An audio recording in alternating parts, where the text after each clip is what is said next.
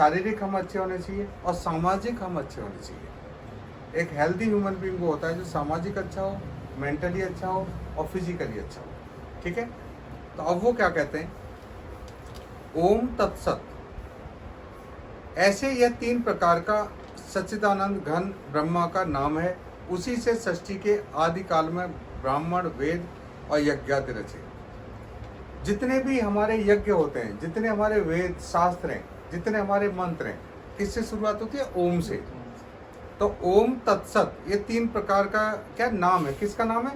परमपिता परमात्मा का, ब्रह्म का। इस तरह से 3 प्रकार का नाम है और इसी से यज्ञ होते हैं, इसी से वेद रचे गए और इसी से हमें ज्ञान मिला। ठीक है, इसलिए वेद मंत्रों का उच्चारण करने वाले श्रेष्ठ पुरुषों की शास्त्र विधि के नियत यज्ञ, दान और तप क्रियाएं सदा ओम इस परमात्मा के नाम को उच्चारण करके ही आरंभ की जाती है।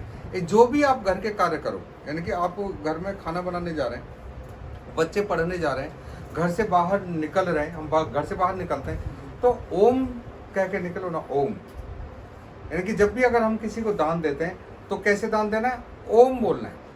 ओम ओम बोल के जब आप दान देंगे और तीसरे नेत्र पे ध्यान दो। आपका 2 नेत्र ये हैं जिसे भौतिक चीजें दिखाई दे रही हैं, तीसरा नेत्र वो है जैसे जो यहाँ पर है भ्रुकुटी के बीच में, शंकर जी के यहाँ पास में कहाँ है तीसरा नेत्र? त्रिदेव है ना, यहाँ पर, उसे बोलते हैं शिव नेत्र। वो दिव्य नेत्र है, उससे देखो। और जब आप किसी को अगर कुछ कह रहे हैं, किसी को बोल रहे हैं, तो उसके दिव्य नेत्र पर ध्यान दो, उसकी आत्मा पे ध्यान देके। कहाँ पर? बिंदी जहाँ लगाते हैं। हमारे धर्म में जो फीमेल्स बिंदी लगाती हैं, इसका मतलब क्या होता है बिंदी का? कि वो यहाँ जब बिंदी लगाती है तो आत्मा की बिंदी होती है और उसका एक इंडिकेशन होती है कि आप शरीर को ना देखें, आप इस बिंदी को देखें, क्योंकि ये आत्मा है। और हमारे धर्म में जो देखा जाता है वो टीका हम लगाते हैं यहाँ, टीका आत्मा का टीका होता है। तो हम आत्मा से बात करते हैं, शरीर से बात नहीं करते। आपने देखा कोई भी देवी, हमारी जितनी भी देवियां हैं, चाहे सरस्वती या लक्ष्मी जी या दुर्गे जी, कोई घूंघट में नहीं दिखाई और सबको टीका लगा हुआ है, क्योंकि ये हम जो बात करते हैं वो आत्मा से बात करते हैं। अब मेरे पास जितनी ये आत्माएं जो अपने अपने शरीर को लिए घूम रही हैं, जब तक आत्मा में ताकत है, वाइटल एनर्जी स्ट्रॉन्ग है, जीवनी शक्ति अच्छी है, हम स्वस्थ रहेंगे। ये कमजोर हो जाएगी, हम बीमार होंगे। जब ये निकल जाएगी तो हम मर जाएंगे। तो हमें जो बात करनी है, हमें किसी के शरीर से बात नहीं करनी, हमने शरीर पे ध्यान नहीं देना।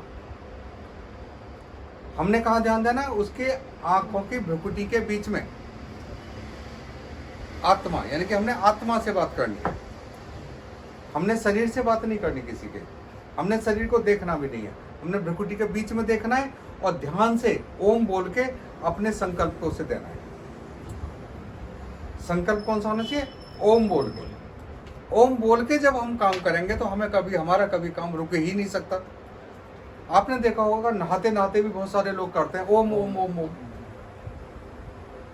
नहाते हुए ओम बोलो, जगते हुए ओम बोलो, सोते हुए ओम बोलो, खाते हुए ओम बोलो, खाना बनाते हुए ओम बोलो। ओम देखो, ओम शब्द नहीं है, ओम ध्वनि नहीं है। ध्वनि होती है 2 चीजों को टकरा के, ये ध्वनि है। ओम ध्वनि नहीं है, ओम नाद है।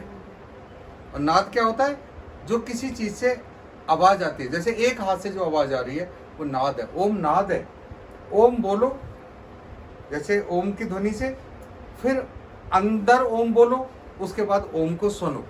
जब आप ओम की आवाज आपके कानों में आने लगे, जब आप सुनने लगे, तो समझो आप ध्यान में गए। ध्यान का मतलब है उसको ध्यान कर रहे हैं, परमात्मा को। माँ कहती है ना, बेटा ध्यान से खा लेना, ध्यान से पी लेना, ध्यान से काम करना। घर से बाहर जब बेटा जाता है तो माँ कहती है बच्चों ध्यान से काम करना। ध्यान का मतलब होता है जो काम करो भगवान को याद करके काम करना। ध्यान से खाना यानी कि भगवान को याद करके खाना, ध्यान से जाना, भगवान को याद करके जाना, ध्यान से काम करना, परमात्मा को याद करके काम करना। जो काम करते हो वो ध्यान से करना है, समझ गए? ध्यान से जब हम ध्यान में काम करेंगे तो हमारा काम कभी नहीं बिगड़ सकता। और फिर जिम्मेदारी उसकी होगी ना, अच्छा मिले या बुरा मिले, अच्छा तेरा तुझको अर्पण, क्या लागे मेरा। अच्छा मिले परमात्मा वो तेरा, बुरा है वो तेरा, मैं तो तुझे याद करके काम कर रहा था ना। जो दे रहा है वो तेरा, मेरा नहीं। तेरा तुझको अर्पण, क्या लागे मेरा। ठीक है, तो वो कहते हैं कि जो सारी जो क्रियाएं हैं, आगे समझ में, ओम से शुरुआत करनी है। तत् अर्थात तत् नाम से कहे जाने वाले परमात्मा ही यह सब हैं। इस भाव से फल को न चाहकर नाना प्रकार की यज्ञ, तप रूप क्रियाएं तथा दान रूप क्रियाएं कल्याण की इच्छा वाले पुरुषों द्वारा की जाती हैं। ओम तत् सत। ठीक है, तत् का मतलब क्या है, जो भी हम क्रियाएं, यानी कि जो हम सोच रहे हैं, यानी कि जो हम अंदर विचार कर रहे हैं, सुनो, जो विचार ओम विचार करके, ओम बोलना है ओम करके, और जब क्रियाएं कर रहे हैं हम तो ओम तत् सत, ओम तत् सत। ठीक है, ओम तत्, क्योंकि जो तत् है ना, इसके अंदर वो तत्व से, यानी कि जो तत्व, जिन कौन से तत्व, 5 तत्व जिनसे मिलकर पूरा ब्रह्मांड बना हुआ है। 5 तत्व कौन कौन से? जल, पृथ्वी से आए हुए पोषक तत्व, वायु, अग्नि और स्पेस जिसे हम आकाश बोलते हैं। ये 5 तत्वों से मिलकर ब्रह्मांड बना हुआ है, उसे बोलते हैं तत्व। यानी कि जो काम करना है उन तत्वों को याद करके, क्योंकि जब भी आपको इस संसार में आए तो आपको इन्हीं तत्वों के साथ जीना पड़ेगा, और अगला जो जीवन आएगा तो भी यही तत्व मिलेंगे आपको। चाहे कोई देवता आए, कोई भी आए, इन्हीं तत्व, यही तत्व मिलेंगे। तो जो भी हम काम करेंगे इन तत्वों को याद करके, तत्व, ओम तत् तत् तत्, समझ गए। सत्य, इस प्रकार यह परमात्मा का नाम सत्य भाव में, सर्व भाव में प्रयोग किया जाता है। अर्थात हे पार्थ, उत्तम कर्म में भी सत्य शब्द का प्रयोग है। सत्य का मीन होता है सत्य, सत्य का मीन, तत्व का, सत्य का मीन सत्य। ओम तत्सत, सत्य यानी परमात्मा ही सत्य है। जो हमें संसार में दिखाई दे रहा है सब झूठ है, सब खत्म होने वाला है, और जब ये खत्म होगा तो अपने अपने रूप में आ जाएगा, अपनी एनर्जी में आ जाएगा। जो हमें दिखाई दे रहा है ये सब क्या है? झूठ। कैसे झूठ है मैं आपको बताता हूँ। एक पेड़ के अंदर क्या है? 70% जल। जल की केमिस्ट्री क्या है? H2O, हाइड्रोजन के 2 मॉलिक्यूल्स, ऑक्सीजन का 1 मॉलिक्यूल्स। हाइड्रोजन एनर्जी है, ऑक्सीजन एनर्जी है। अगर हाइड्रोजन को अलग कर दिया जाए, ऑक्सीजन को अलग कर दिया जाए तो जल उड़ जाएगा। अगर एक केमिकल हम ऐसा बना दें जो हाइड्रोजन और ऑक्सीजन को अलग कर दे तो संसार कितनी जल्दी खत्म हो जाएगा? ऐसे खत्म हो जाएगा, क्योंकि 70% जल है। इसी को बोलते हैं केमिकल वार। अगर हम जल में से, हाइड्रोजन के 2 मॉलिक्यूल्स हैं, ऑक्सीजन का 1 मॉलिक्यूल्स है, अगर हम ऑक्सीजन को तोड़ देते हैं, पूरा समुद्र साफ, पूरी प्रकृति साफ, खत्म, हर इंसान खत्म, हर जानवर खत्म, प्रकृति सारी खत्म। क्योंकि जल क्या है? एनर्जी। बिजली जब तड़तड़ाती है तो एनर्जी है ना। इसीलिए जो हमारी एनर्जी पैदा होती है, जो बिजली पैदा होती है, उसके लिए जल चाहिए। बिना जल के बिजली नहीं बनती। इसीलिए यूरेनियम और ये होते हैं, ये किस में पैदा होते हैं? कहाँ होते हैं? जल में।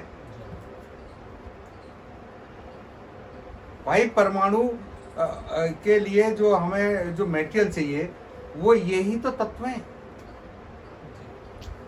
ऊपर से क्या है? हवा। हवा खुद एनर्जी है। पोषक तत्व जमीन से आए हुए जो विटामिन, आयरन, कैल्शियम हमें दिखाई नहीं देते, हम जो खा रहे हैं वो हमारी बॉडी को लग रहे हैं। कैल्शियम, विटामिन, आयरन, ये सारी एनर्जी है, ये सब एनर्जी है। और जब एनर्जी है तो ये एनर्जी में कन्वर्ट हो जाएंगे। यानी कि पेड़ के अंदर भी वही शक्ति है, आपके अंदर भी वही शक्ति है, पशुओं के अंदर भी वही शक्ति है, वही मेटेरियल है। पूरे ब्रह्मांड में वही इसी मेटेरियल से मिलकर बना हुआ, और ये मेटेरियल ही एनर्जी है जो हमें दिखाई दे रहा है। इसीलिए ये हमें दिखाई देना बंद हो जाएगा। अगर हम शरीर में से हाइड्रोजन और ऑक्सीजन को अलग कर दें तो 70% शरीर गायब। हीट, गर्मी, ये जो है आपका हीट फील होती है हमें, हवा फील होती है, महसूस होती है। आकाश हमें दिखाई नहीं देता। पता है आकाश दिखाई नहीं देता? आकाश अनंत है, ये दिखाई नहीं देता। इसमें सूक्ष्म कण है, इसलिए हमें इसका कलर दिखाई देता है। ये पर्दा को ये रोशनी रोक रही है, इसलिए पर्दा दिखाई दे रहा है। अगर ये इस रोशनी को नहीं रोकेगा, पर्दा ऑब्जेक्ट नहीं रोकेगा, तो ये दिखाई नहीं देगा, इसमें होकर निकल जाएगा। ये रोक रहा है इसलिए दिखाई दे रहा है। ठीक है, तो सत्य कौन है? परमात्मा। यानी कि सत्य वो है जो सत्य क्या है? जो हमेशा साथ रहे। और झूठ क्या है? जैसे जो हमारे साथ हमेशा ना रहे। जो हमेशा साथ रहे वो सत्य है, यानी कि आत्मा सत्य है, ये तत्व सत्य है। ओम सत्य है क्योंकि वो आनंद है, वो आनंद के साथ में नाद है, नाद। ठीक है, ओम तत्सत, ओम तत्सत, ओम तत्सत। चलो 2 श्लोक और है, इन्हें भी समापन करते हैं। तथा यज्ञ तप दान में जो स्थित है वह भी सत्य इस प्रकार कही जाती है। जब हम यज्ञ करते और तप करते और दान करते तो उनमें जो स्थिति है वो क्या? सत्य कही जाती है। सत्य है ना, वो सत्य। उस परमात्मा के लिए किया हुआ कर्म निश्चय पूर्वक सत्य ऐसे कहा जाता है। यानी कि जब हम परमात्मा को याद करके कर्म कर रहे हैं तो वो सत्य है, लेकिन भाव हमारा परमात्मा को याद करने का होना चाहिए। सिर्फ ऐसे ही नहीं बोलना, हमें भाव अंदर रहना चाहिए। शब्द हमारे अंदर वही होने चाहिए जो भाव है, कर्म हमारा वही होना चाहिए जैसे भाव है। यानी कि जो हमारा भाव वही शब्द और वही कर्म। तो जब ये कर्म, जब इस तरह से आप जीवन जिएंगे तो क्या होगा?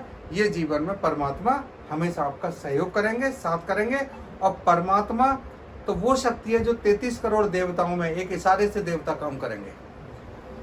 देवता होता है देने वाला।